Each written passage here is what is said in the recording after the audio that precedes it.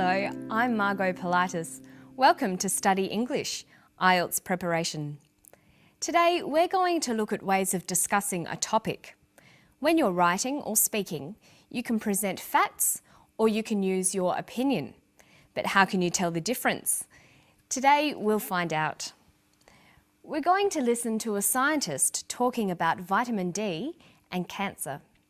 In this clip, see if you can hear both facts and opinions being used.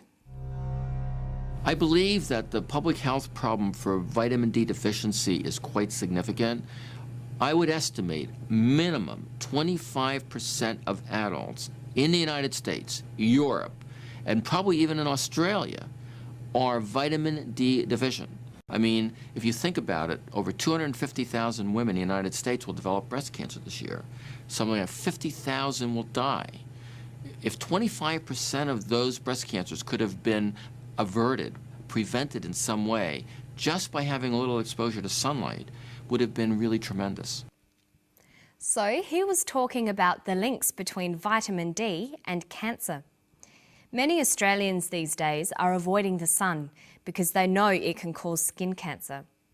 But by avoiding the sun, they're missing out on vitamin D, the vitamin that you get from sunshine.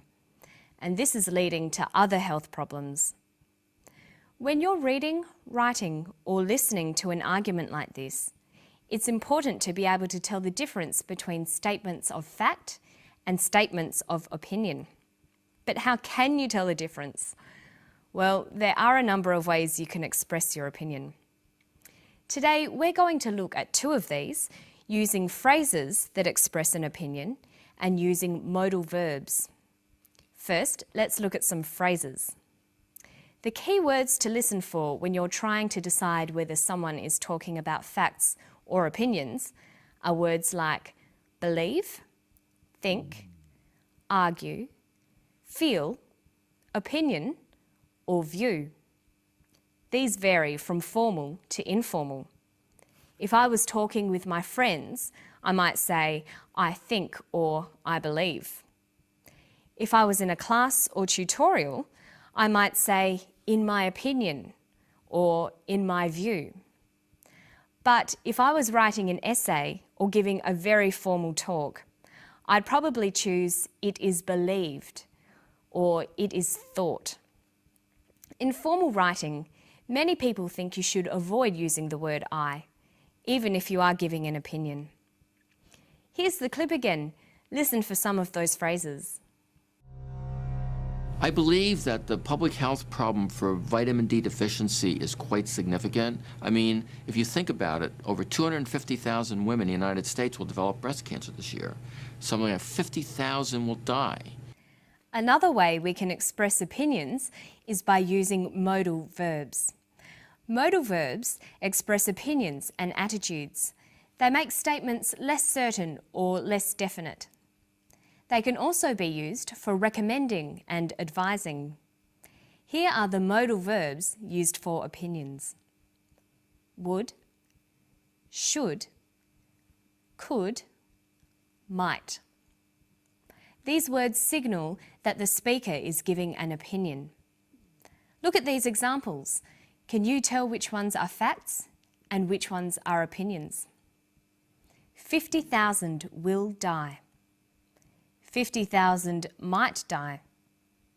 The second statement uses might. It's an opinion. Here's another one. I do not think small amounts of sunlight increase the risk of cancer. Small amounts of sunlight do not increase the risk of cancer. In the first statement, you can see I do not think. This is an opinion. Now look at these two sentences. I believe that vitamin D deficiency might become common among adults. Vitamin D deficiency will affect 25% of adults. The first is an opinion. I believe, might become. The second is a fact. Will affect 25% of adults. Now let's watch the clip again. Listen for the phrases and modal verbs of opinions. I believe that the public health problem for vitamin D deficiency is quite significant.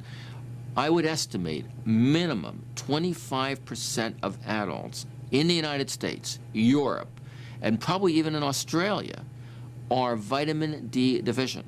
I mean, if you think about it, over 250,000 women in the United States will develop breast cancer this year. Something like 50,000 will die.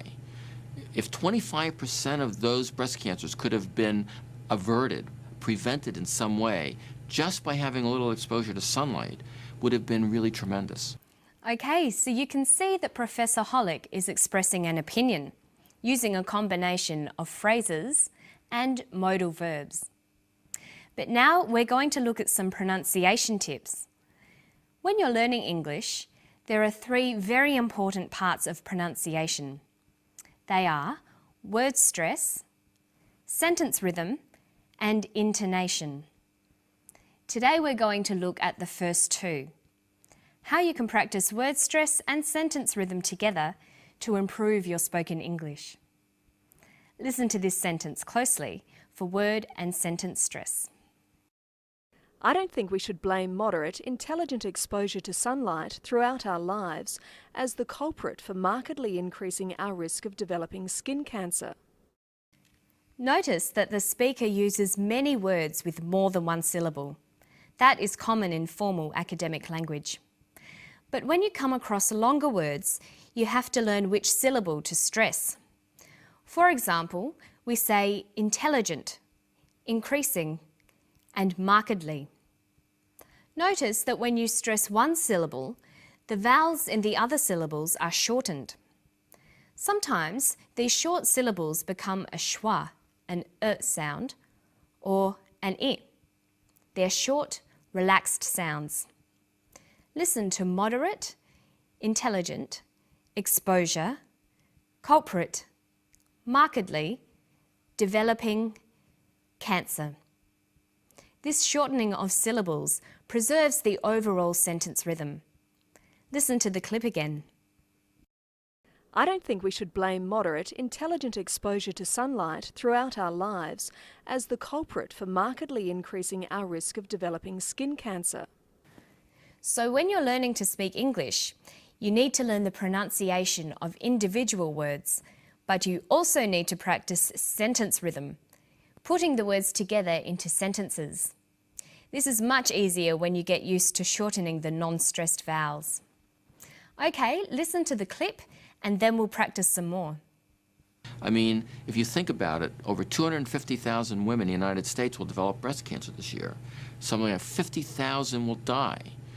If 25% of those breast cancers could have been averted, prevented in some way, just by having a little exposure to sunlight, would have been really tremendous. Okay, now you can try it. Listen to this sentence.